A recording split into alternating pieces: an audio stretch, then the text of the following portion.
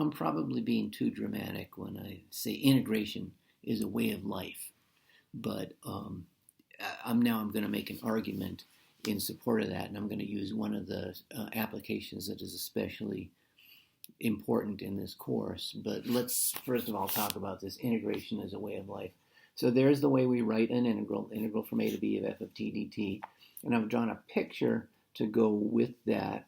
So we've got the interval from a to b, and again, if a and b are given symbolically, which happens sometimes, this might be reversed, but that negates the integral. And I've drawn the graph of f, and I'm using an example where the value of the function f is always greater than or equal to 0. And that gives us the area interpretation of the integral. The integral is this pink area.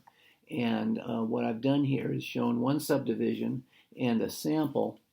And that sample gives you a rectangle. And we just use the area of that rectangle as an approximation.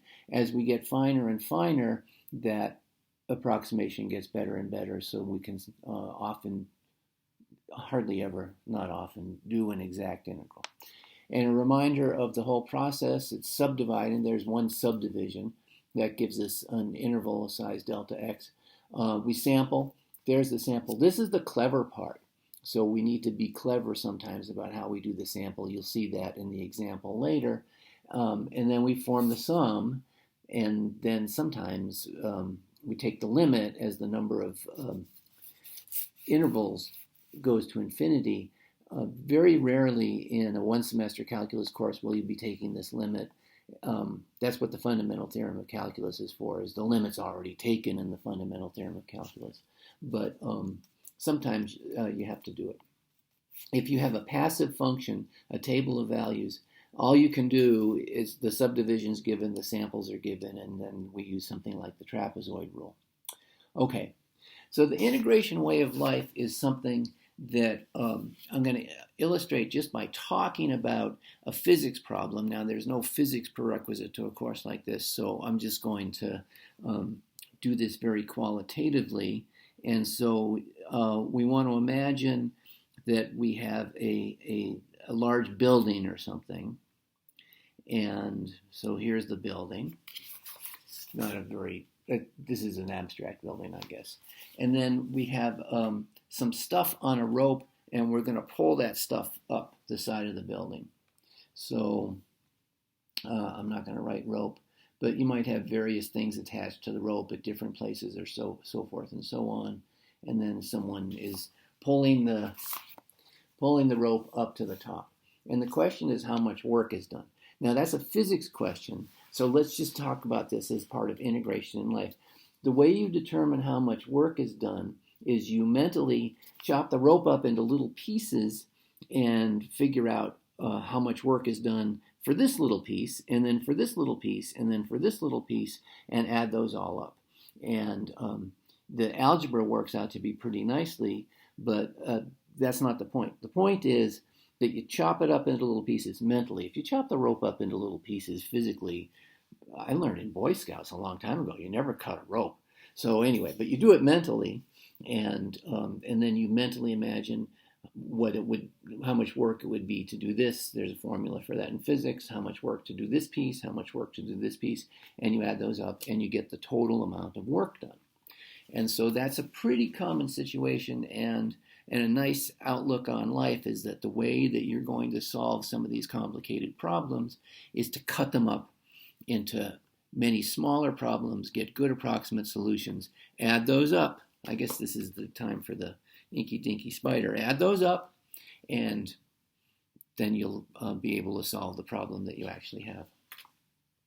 So the problem we want to illustrate this with is the present value of a stream of income. And that's a lot of financial talk, and financial talk is designed to confuse people. So let's make it unconfusing. The thing that you've seen before is the formula for continuously compounded interest.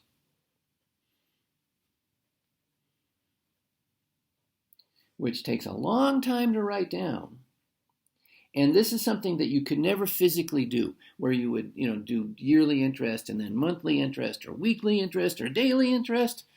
And you couldn't physically do that. But by taking the limit, this is one of the places where the limit was taken. It's not an integral, but the limit was taken, and we got this formula. I'm going to use the following symbols: F for the future value, if that makes sense, and P for the present value. Sometimes P stands for principal, and e to the RT. So R is the rate, and T is the amount of time that you're waiting for this interest to accumulate. So R equals rate, T equals time, and so this is for a lump sum. You put some money in the bank, let it sit for 5 years, and at a certain rate, like you would get with a certificate of deposit or something, and this is what you end up with. So I'm going to make just a little legend here of the symbols that are involved: rate, time, future value, present value. So this is what you studied when you do compound interest. So now let's turn this around. So the question that you might ask is, like, how much do I have to deposit today so I'll have enough to buy this boat in 10 years at whatever the assumed interest rate is? So we can turn the equation around, and I'm just going to divide both sides by e to the RT. So instead of PERT, we get FERT. I can't imagine any meaning to that. And so now we have that the present value is the future value times e to the minus RT. This is one of those minus signs that if you skip it, the world will end. So all I've done is multiply each side by e to the minus RT, and we get this expression for the present value. That's for a lump sum. However, there are things like income from an annuity or from some kind of investment, or other things that have where the financial metaphor might kind of break down, where instead of just a lump sum, you're getting a continuous amount of money. In this case, it could be other things, and we'd like to know, okay, I'm expecting this stream of values, which might be variable, and what's the present value of that whole stream? And this is well, let's see what happens with this. Well, what are we going to do? Well, we integrate. And so what we're going to do is, instead of thinking about the whole stream of income, what we're going to think about is, well, make this little lump sum, it might be something like a day or an hour or a second or whatever, and then we'll do this little lump sum, and then we'll do this little lump sum, and then we'll do this little lump sum, and add up all those little lump sums. That won't be exact, but it will be a good approximation. And then in theory, we could take the limit, and this is one of those cases where we do it to get a nice thing. So what we're going to do, there's not a nice picture that goes with this. I guess the best picture that you could get is a money bag, and that doesn't help. Sorry, wasted your time. So we've got, now I'm going to make F into a stream. So you get a certain amount of income at a certain rate.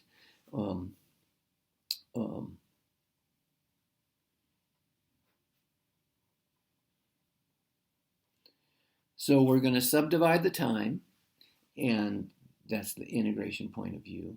And then we're going to, this is where we need to be clever about the sample. What we would like to do is sample the stream, f sub I.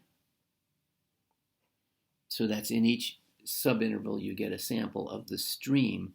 But also the total income over that stream is, well, there's going to be the delta t. That's the length of time.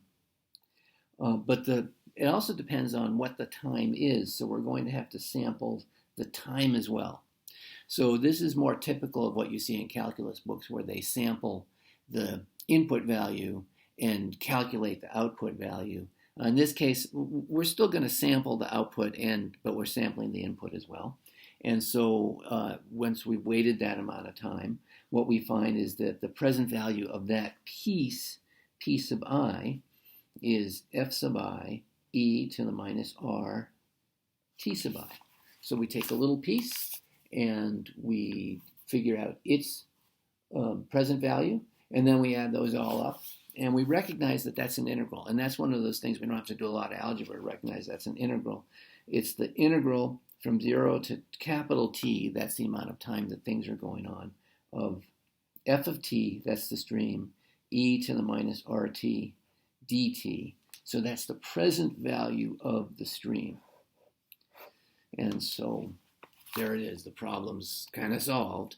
And so what we would do in a one semester course where we don't develop a lot of techniques of integration is just put that into whatever computer integration system that you have available, and that will give you a number. When you see these ads on late night TV, it's your money, you have an annuity, and they're not letting you have your money. Well, we'll give you something. They game this so that the interest rate is very much in their favor. And so those things will rook you, but they've done this calculation.